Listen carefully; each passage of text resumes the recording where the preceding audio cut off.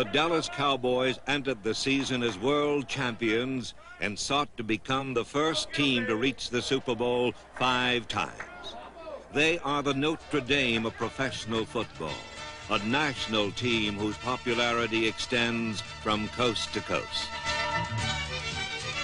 No matter where the Cowboys travel, there are always friends to greet them. Their players are heroes to the young, and their success and style has gained them a following across the United States. Cowboy goals are lofty: win the National Football Conference title and then the Super Bowl. This is usually attainable, for as their fans well know, the sum total of their stars make up a galaxy. Their record is envied, and their innovations copied down to the last glamorous detail. They appear on television so often that their faces are as familiar to the public as presidents and movie stars. They are the Dallas Cowboys, America's team.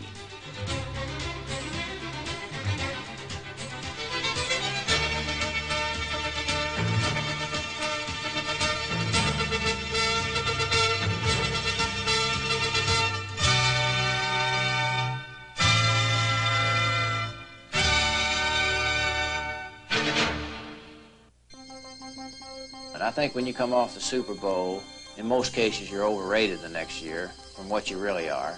Other teams come after you much stronger than they've ever come, because if you win the Super Bowl in 1977, then you are the measuring stick for 1978.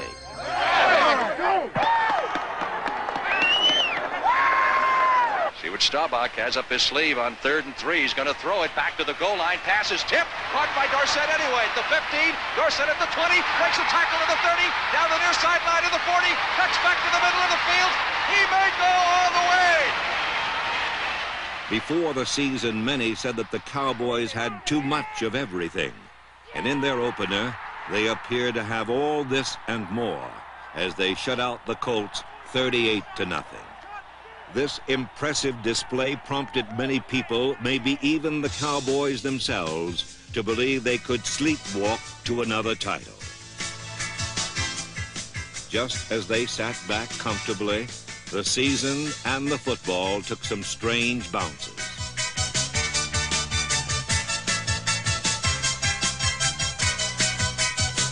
Suddenly, every game turned into a topsy-turvy scramble.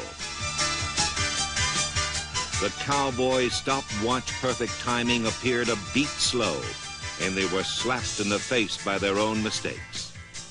At best, the Cowboys looked failingly mortal. At their worst, frightfully ordinary.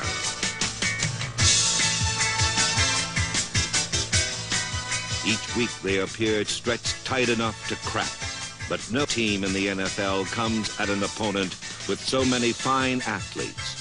So the Cowboys survived.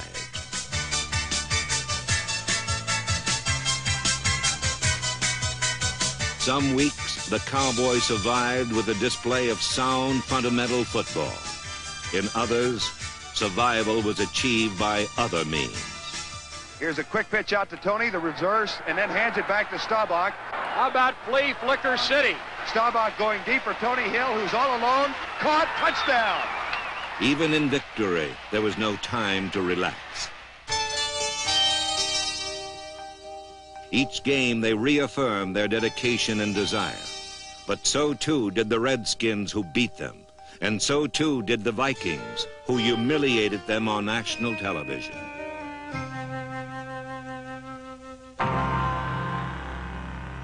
A bewildered team lost to Minnesota.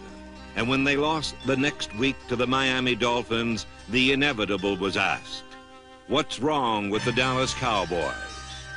And when you're fighting for the Super Bowl, everything seems to be on the upbeat. Everybody wants to win. They're paying a great price. Once you win the thing, then you want to win it again, but subconsciously you're just not ready to play at the same level you played before. And so sometime along the season you get in a position, like we are right now, where you got to make up your mind whether you're going to come back and win it or not, or whether you're going to be watching the other teams play on Christmas Day.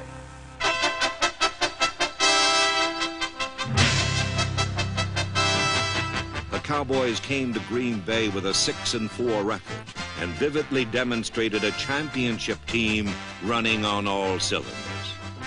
Before, they had labored and lost. Now, they were polished, confident, and unbeatable. Rodgers back to throw. Looks deep across the middle, has Dupree there. Diving catch, touchdown! Oh, what a super catch by Billy Joe Dupree. They crushed the Packers 42-14, blasted the Saints 27-7, and then settled the score with the arch-rival Redskins. On Thanksgiving Day, Doomsday II destroyed Washington's hopes in the NFC East.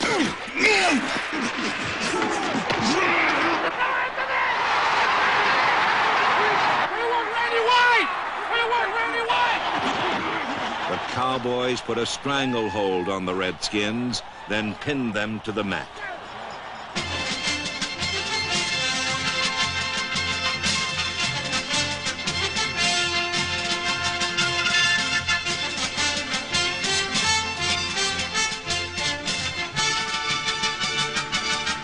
By rubbing out Washington 37-10, they dealt harshly with a pretender to their throne. But in the New England Patriots and quarterback Steve Grogan, they met a legitimate contender.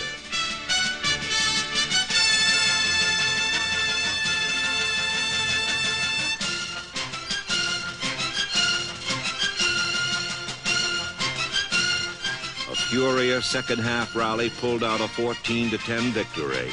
And the next week in Philadelphia, they crested to their 5th win in a row. He'll throw now. Fakes the screen, flips it out to Scott Laidlaw. There's a block miss, but Scott gets loose to the 40, 35, the 30. What a play as it develops. Still running to the 25, the 20, the 10, the 5. Touchdown, Laidlaw! Each victory showcased new heroes as the rewards of death paid off handsomely in another NFC Eastern title. A 3-man rush. Danny has all day. Goes deep across the middle for Dupree. A leaping catch by Billy Joe. He fumbles the ball. Dorsett picks it up and is on the run.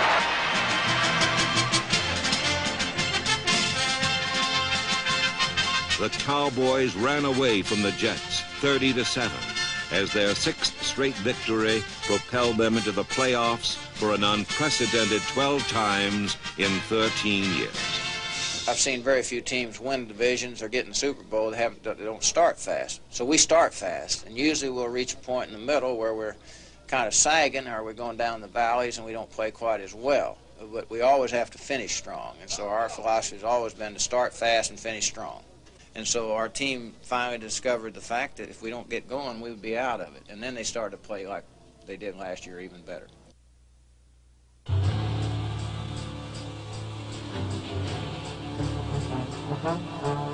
The Doomsday defense traditionally has been the catalyst in the championship chases. There are veteran down linemen like Jethro Pugh and Larry Cole, and youngsters like David Stalls and Larry Bethea. They key the charge of linebackers D.D. Lewis, Bob Brunick, and Mike Hegman. Thomas Henderson jammed tight ends, and Cliff Harris stuffed runners. Doomsday II was the roughest to run on in the NFL, and one of the toughest to score against. It was certainly not easier to pass against them, for they led the league in sacks with 58. Too Tall Jones, Harvey Martin, and Randy White collapsed pockets and caved-in quarterbacks.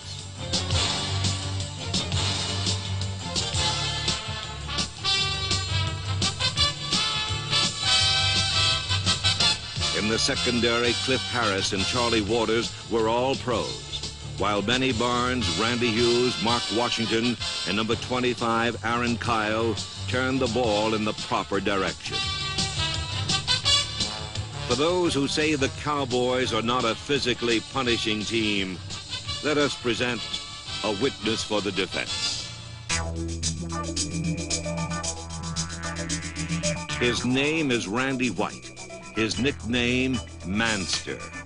If offensive guards could peer into his eyes and read his mind, they would all quit the game. But no one man can keep number 54 from his appointed round. White is a stunning combination of brute strength and speed. His power finalizes a play, while his quickness starts it all in motion.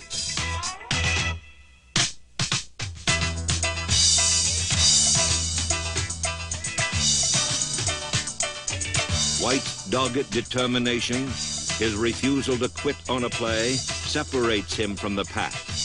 His range extends from goal line to goal line, sideline to sideline.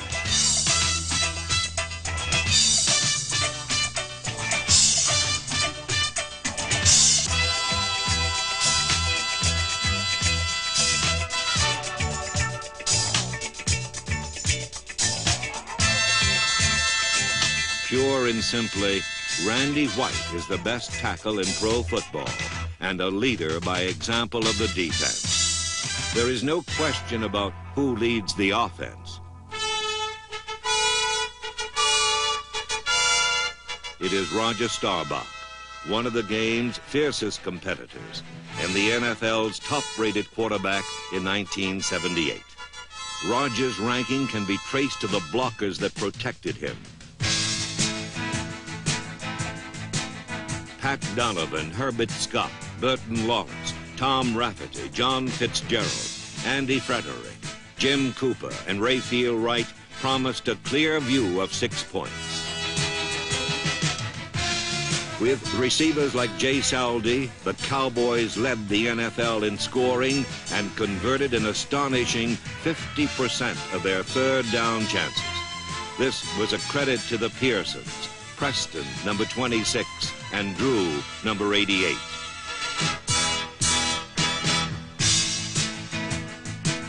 Clutch receivers blended with explosive runners.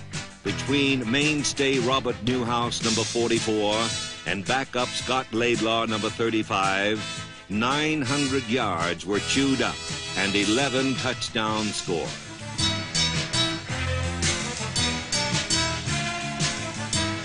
When games were broken open, they were blown apart even further by swift Larry Brinson, number 36.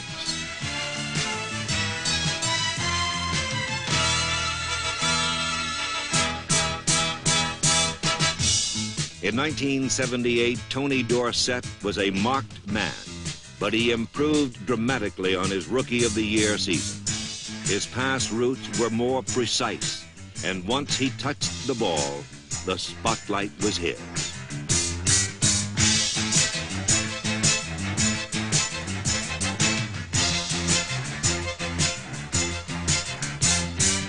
Dorsett's ability to accelerate from first gear to overdrive without shifting gears made him a unique runner and helped him gain over 1,300 yards, a Dallas Cowboy record.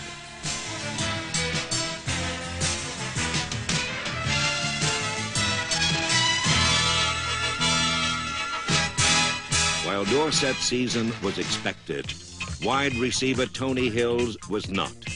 In only his second season, Hill blended perfect technique with pure athletic ability to invite an intriguing future.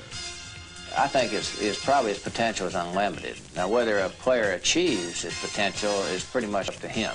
His assets, he has a great ability to adjust to football. I don't think I've ever had a receiver that can adjust to a ball in flight any better than he can.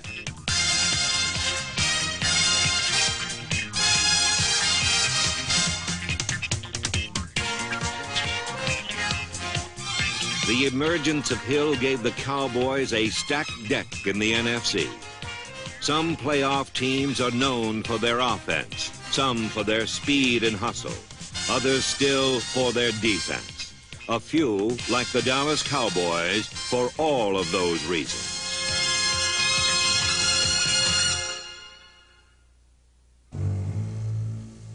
The Atlanta Falcons came to the playoffs at Texas Stadium and were expected to be routinely blown off the field by the Cowboys.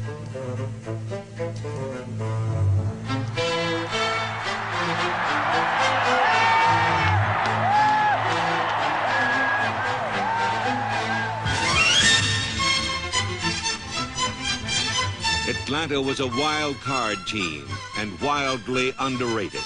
So they ran on emotion like a runaway train until they collided with the Cowboys' Super Bowl Express. A vicious hit left Roger Staubach unconscious and left the Cowboys trailing at halftime 20-13. Without trusty number 12, Cowboy hopes seemed imperiled. But into the breach stepped talented Danny White, and under his firm hand, America's team chomped down hard on the bit.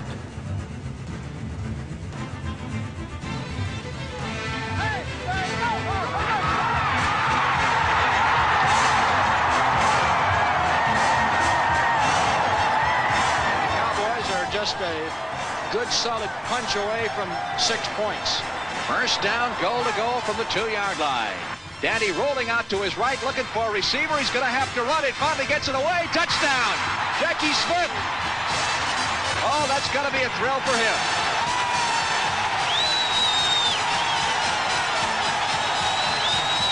This 27-20 victory belonged to a 38-year-old tight end and especially to the Cowboys' cool young quarterback. The second step to Super Bowl 13 took them to Los Angeles. Go, Rams, go! Go, Rams, go! In the Coliseum, the Rams' battle cries were raucous. The Cowboys' sight more meaningful. We're gonna get mean to him. Get mean, baby. Talk to him. Let's go. You the man, let's go, baby. Everyone predicted defense would determine the outcome, and it was Doomsday 2 that did.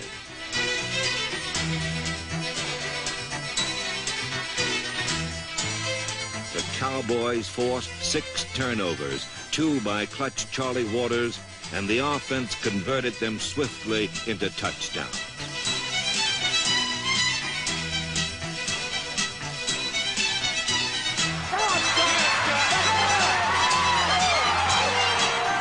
The game turned into a war of words, and as usual, Hollywood Henderson had the last one. 18 minutes, 28 seconds left, and I ain't through.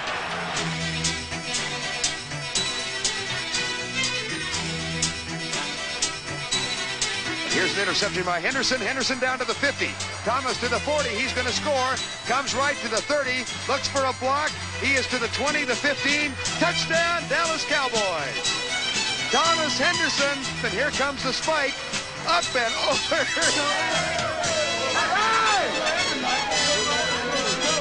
No one is immune from Super Bowl fever. It infects young and old alike. 16 years, you're going to Super Bowl. You're going to Super Bowl. Jackie, you're going to Super Bowl.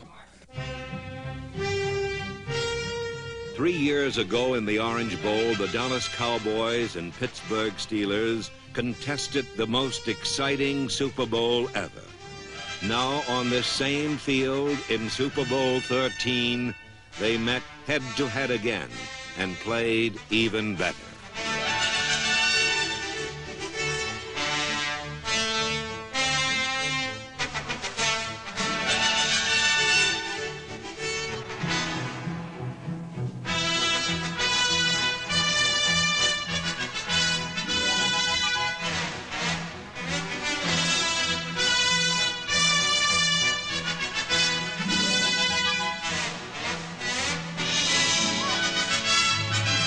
The Cowboys tried to steal the game away from Pittsburgh, but at the half, they trailed 21-14.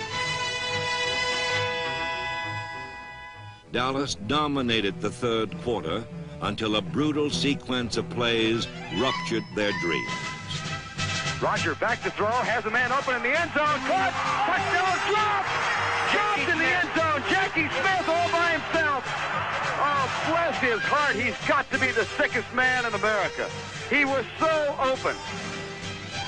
The Cowboys salvaged a field goal, but minutes later, disaster struck on the heels of disaster.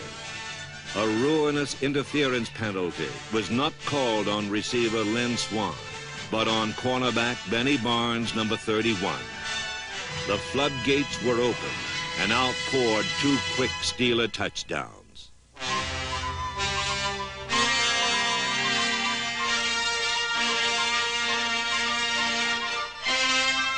With only 7 minutes remaining, America's team made Super Bowl 13 a fight to the finish.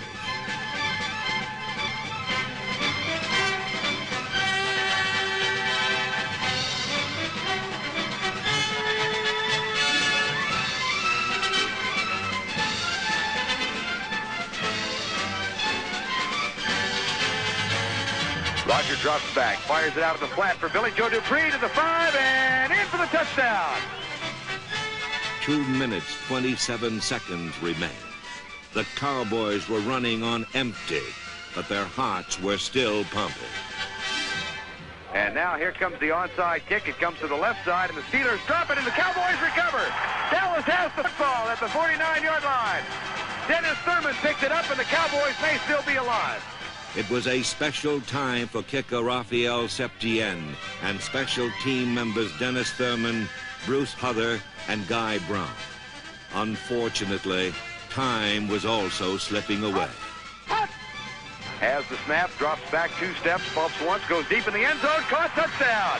Butch Johnson makes the touchdown catch, and the Cowboys have narrowed the margin to 35-30 with 22 seconds to play in Super Bowl 13. And wouldn't it be something if they could get the onside kick?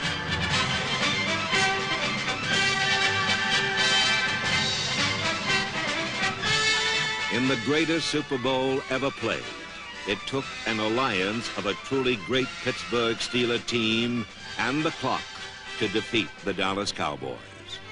When the 2 best teams in pro football play 60 minutes of inspired and imaginative football, there are no real losers. The Dallas Cowboys, America's team. They left 1978 like they entered it, a champion.